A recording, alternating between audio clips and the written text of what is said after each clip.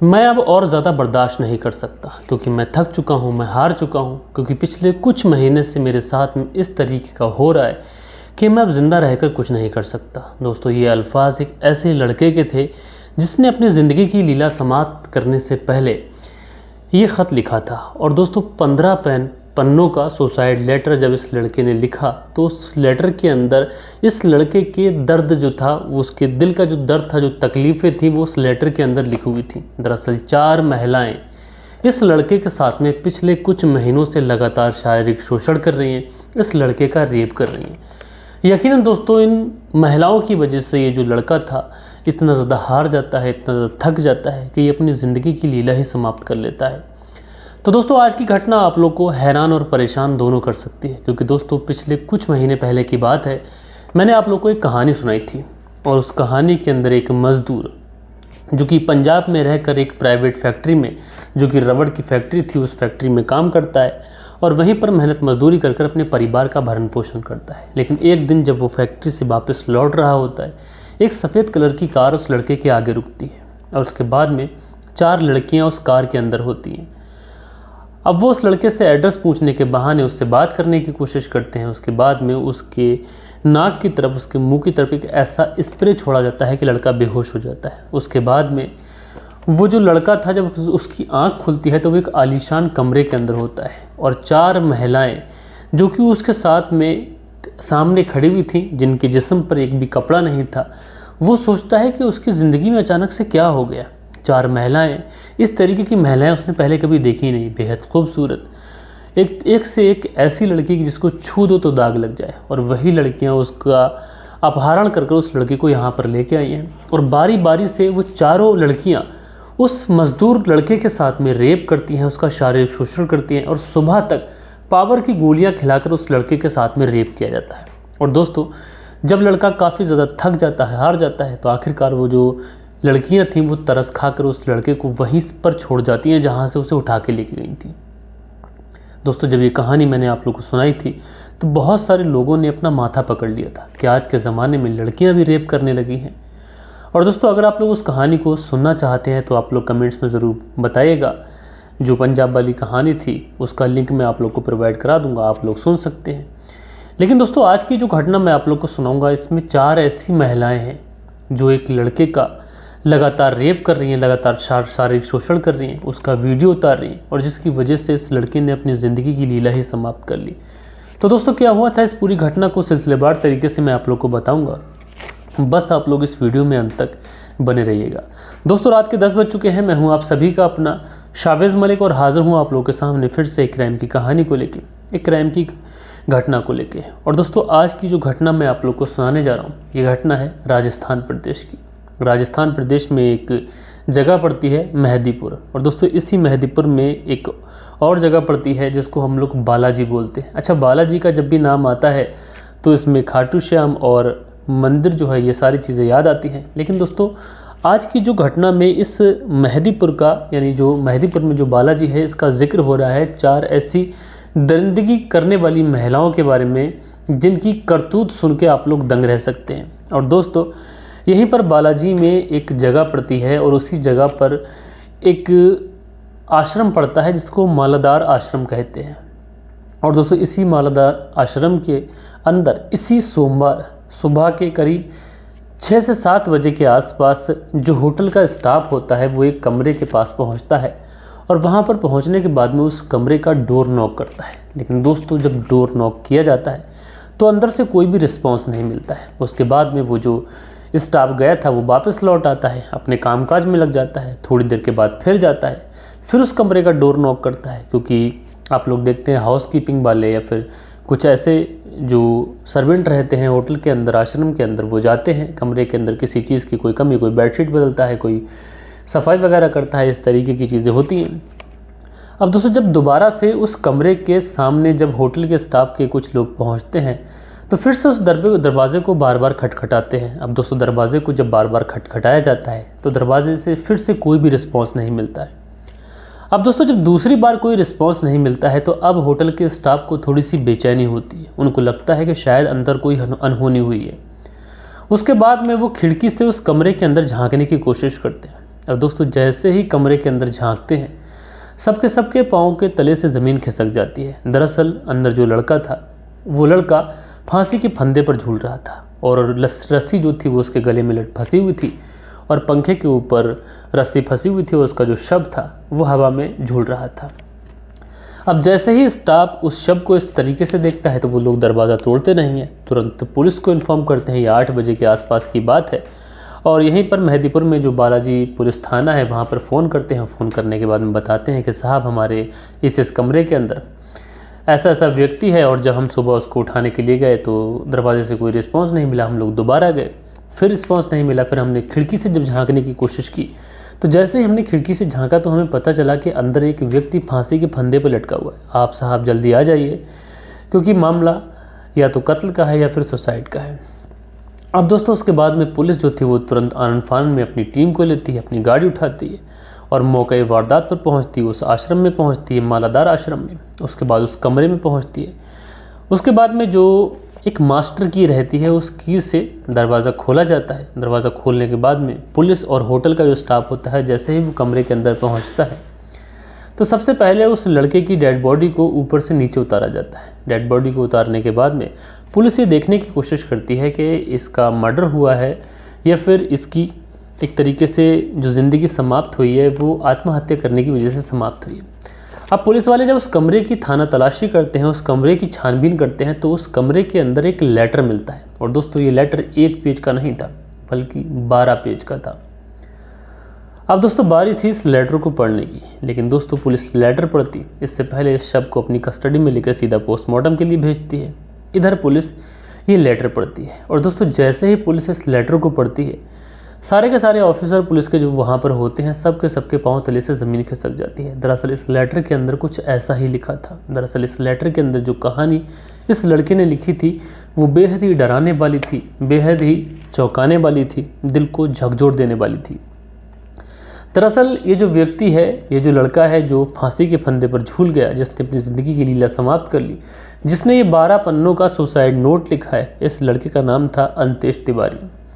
और अंतेश तिवारी अपने लेटर में लिखता है, शुरुआती जो उसकी हेडिंग्स होती हैं उसमें लिखता है वो कि वो अपनी ज़िंदगी से हार चुका है, वो अब और ज़्यादा बर्दाश्त नहीं कर सकता, क्योंकि पिछले कुछ महीनों से लगातार उसके साथ में कुछ ऐसा हो रहा है जिसको वो बर्दाश्त ही नहीं कर सकता। पिछले कुछ महीनों से 4 महिलाएं बारी बारी से उस लड़के के साथ में रेप कर रही हैं, उसका शारीरिक शोषण कर रही हैं।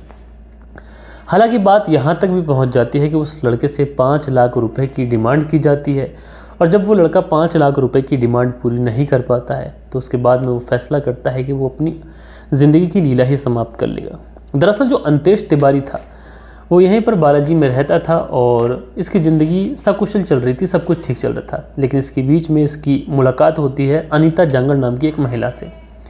अच्छा दोस्तों, जो अनीता जांगड़ जो महिला थी, जब उसकी अंतेश तिवारी के साथ में दोस्ती होती है, दोस्ती धीरे धीरे बातचीत में बदलती है। बातचीत जो थी वो इतनी ज़्यादा गहरी हो जाती है कि अब इन दोनों को एक दूसरे की आदत हो जाती है। अब धीरे धीरे इनके बीच में बातचीत जो होती है वो धीरे धीरे आगे बढ़ती है। उसके बाद में मिलना मिलाना, और उसके बाद में जो अनीता जांगड़ थी एक दिन अंतेश तिवारी को मिलने के लिए बुलाती है। अब अंतेश तिवारी उताला होकर इस अनीता जांगड़ से मिलने के लिए पहुँचता है, और जब इससे मिलने के लिए पहुँचता है तो दोनों एक दूसरे के साथ में शारीरिक संबंध बनाते हैं।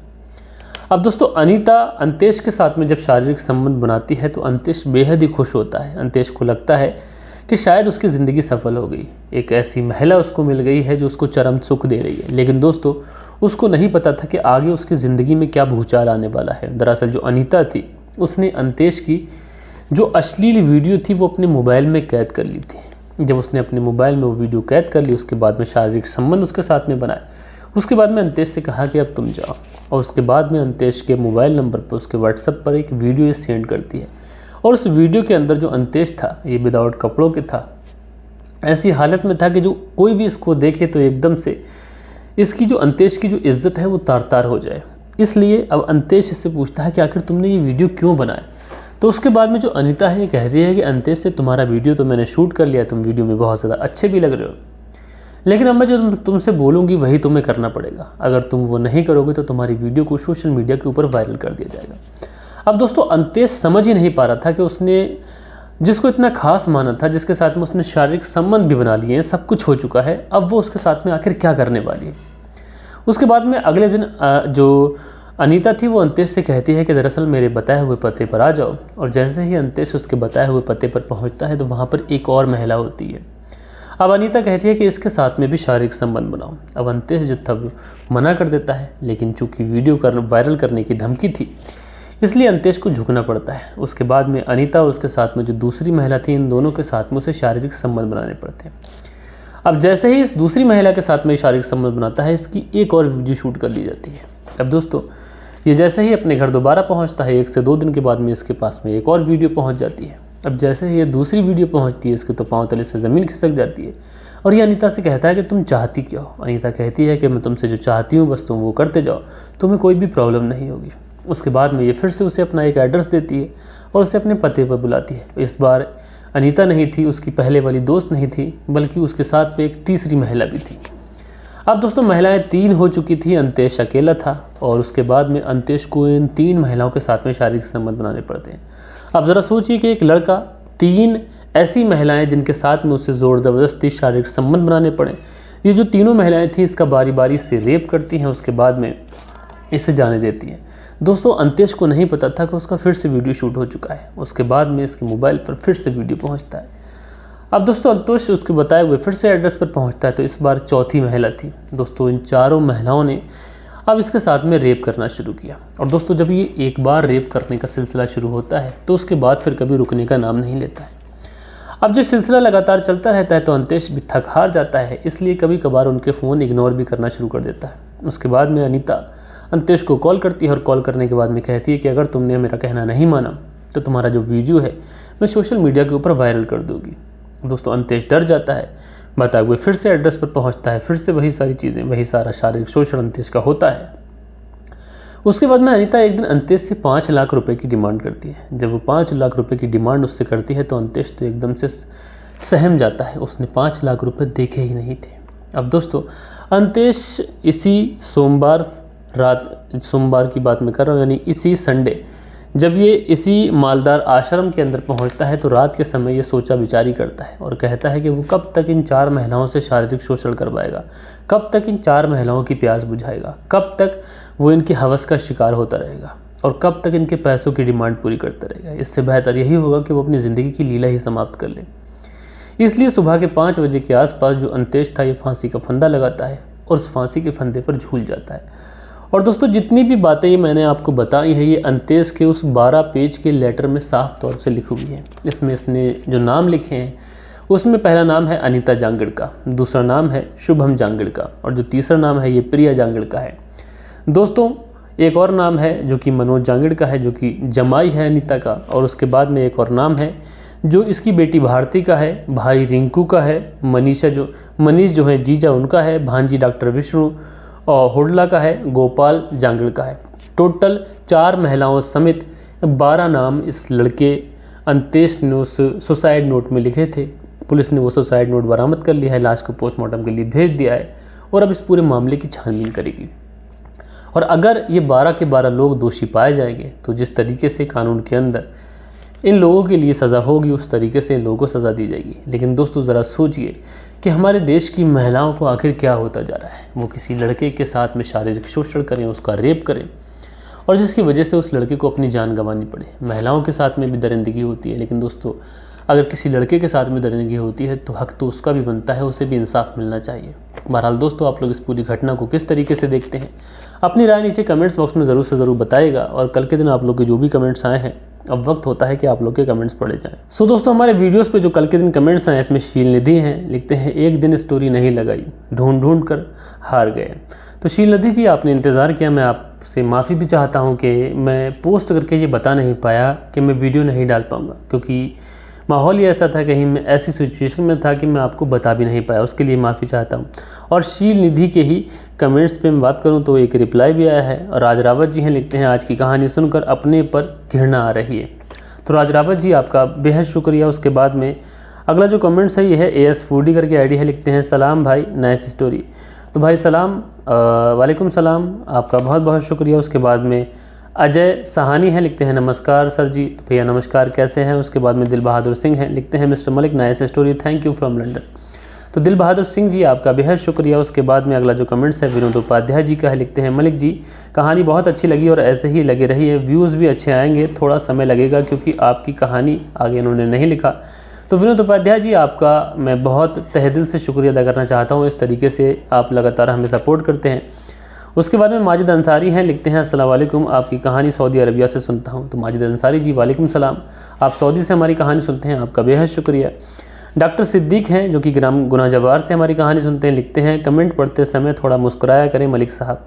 तो डॉक्टर सिद्दीक अहमद साहब जी, मैं मुस्कुराता तो हूँ लेकिन ऐसा होता है कि कभी कभी मुस्कुराने से थोड़ी बात फीकी हो जाती है, क्योंकि क्राइम स्टोरी है, इसमें मुस्कुरा सकते नहीं, इसलिए बहुत सारी चीज़ों का ख्याल रखना पड़ता है एज ए क्राइम रिपोर्टर। और उसके बाद में अगला जो कमेंट्स है सुनील त्यागी जी का है, लिखते हैं नमस्कार भाई साहब, रेनू सुनील त्यागी शाहनाम शहर से।